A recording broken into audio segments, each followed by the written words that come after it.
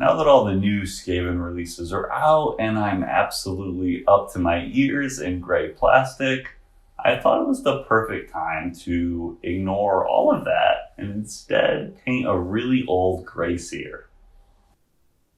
The cool thing about older models like this is how full of character the sculpts are. They're heavily stylized with chunkier details and more exaggerated edges. I want to try and paint this Grey Seer up just like I would with my modern Skaven models and see how these older features and shapes take on a contemporary look.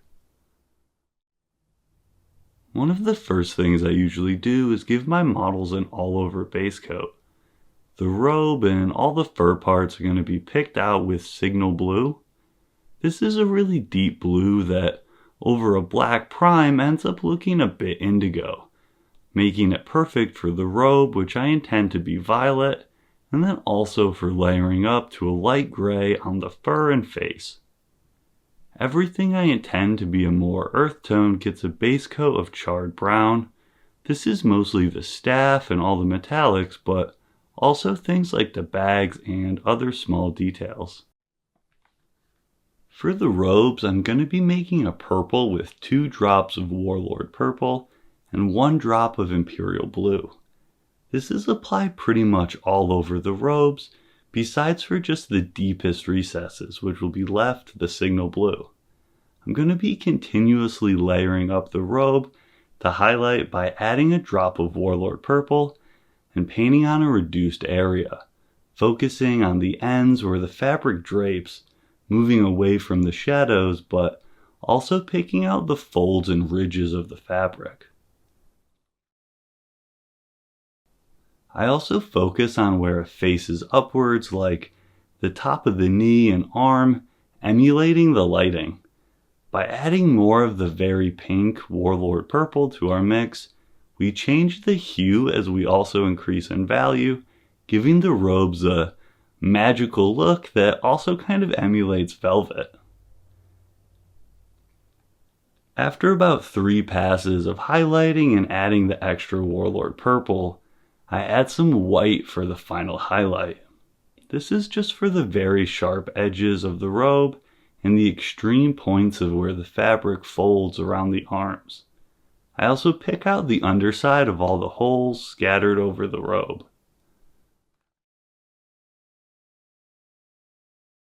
For that exaggerated collar part of the robe, I'm going to be layering up from signal blue by adding a bit of white to create a highlight color. I then pick out the folds and edges, but am very sparing with the overall area that I add highlight colors to. I want this to look like a shiny dark fabric like silk, and I think the key is to have high contrast with mostly dark signal blue showing and only tiny amounts of the final highlight color. Despite being called a Grey Seer, I wanted to also add a little bit of color to their fur, so for a base color, I'm going to mix white with NATO black to get a mid-tone gray, but then also add just a tiny bit of signal blue to tint it blue and get a cold slate color. This is then added to the head and back of the hand since, while there isn't sculpted fur there, I figure it would still be a bit fuzzy. This blue-gray is going to mostly act as a shadow color, something medium that we can then build the lighter gray onto, making sure that the overall result isn't too dark. On top of this, we're going to build up layers made up of purely NATO black and white. We want there to be quite a bit of a jump up in value here, instead of being too gradual, as we want to ensure that the end result is a really light gray. Instead of the typical 2 thin coats, with each pass we're going to be reducing the area we paint on ever so slightly, especially around areas like the snout, really building up those shapes and helping to define the volume. These old sculpted fur details take dry brushing super well, but instead I'm going to pick out the fur details with my brush, painting clusters denser together to indicate where the light is hitting. We'll then do an even brighter layer focusing on just small details like around the eyes and then the very end of the nose and snout, as well as picking out a few choice strands of fur.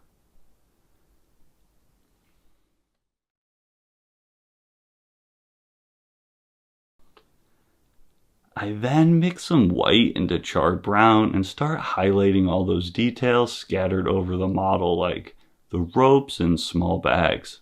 For the wood grain on the handheld weapons, I use the side of my brush to help pick out the texture, using some really watered down charred brown if it gets too extreme.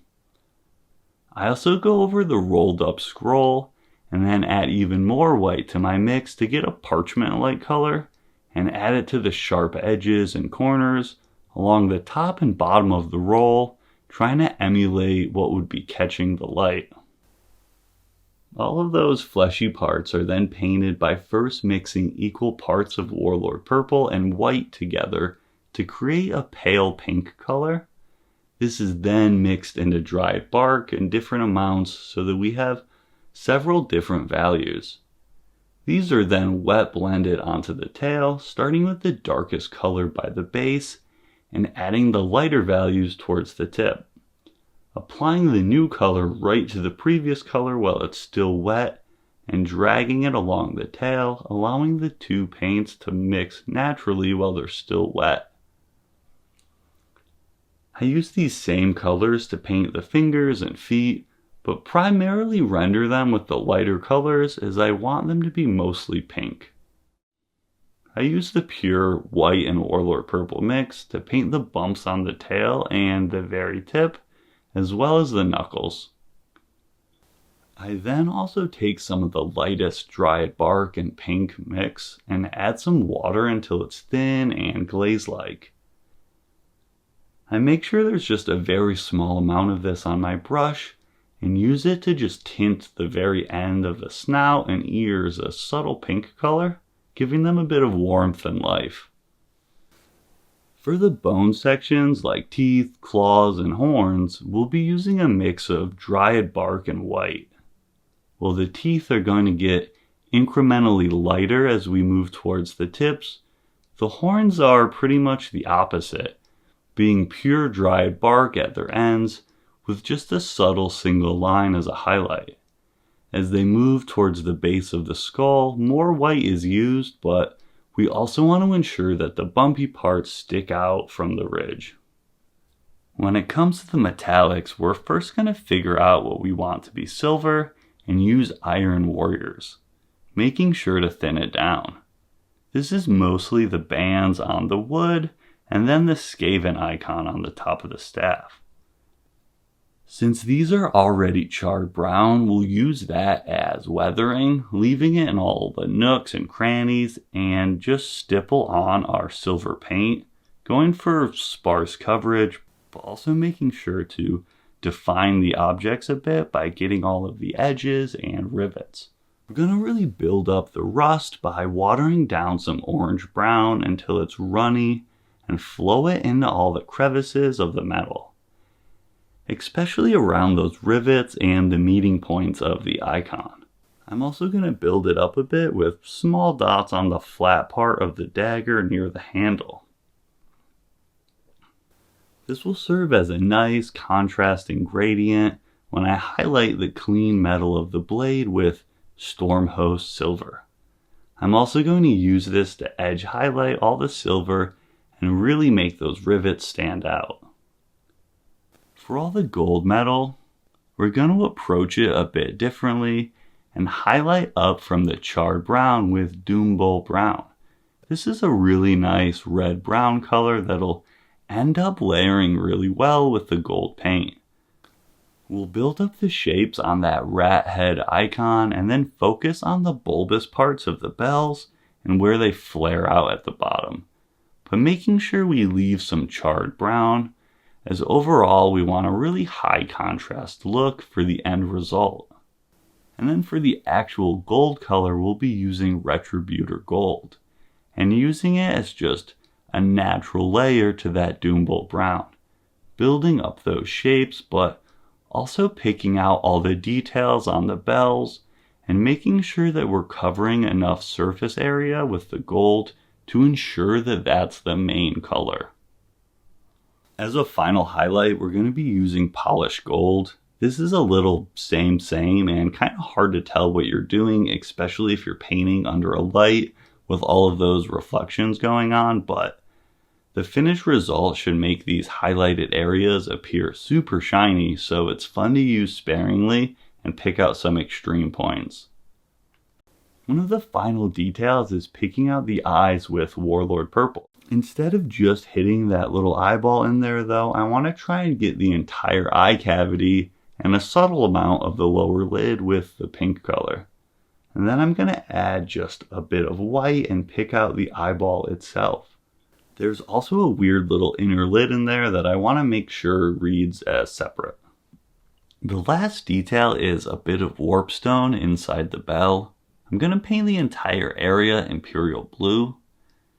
And this warpstone's a little mushy, but I add some white to the blue and try to give each face of the gem a small gradient from light to dark, and then pick out the top edges with a really bright color. To sell the glow, we're then going to do some reflections by layering up highlights centered on the edge where the bell flares outwards, and then add a lighter color around where the warpstone sits on the bell. This is obviously a really small area, so these blends don't need to be perfect. I think the important part is that there's just a lot of contrast, which will give it that gem look.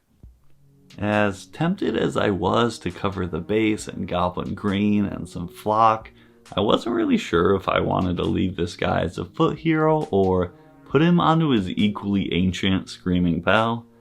Plus, that base color doesn't really go with the contemporary paint scheme I gave him, which I am pretty happy about. Despite a more static pose, this model still has a really strong composition, and all of the details seem very intentional and chunky, making them really easy to paint.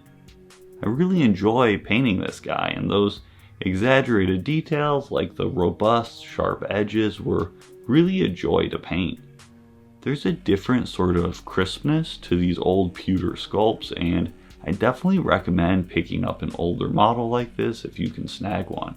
It's a fun switch up from what's currently in the model range, but also gives you a deeper appreciation for some of the current stuff. These older models can sometimes be a bit silly looking, but I think giving them a paint job with a modern style strips that away and instead leaves all of the charm of the older sculpts without any of the goofiness. Thanks for watching.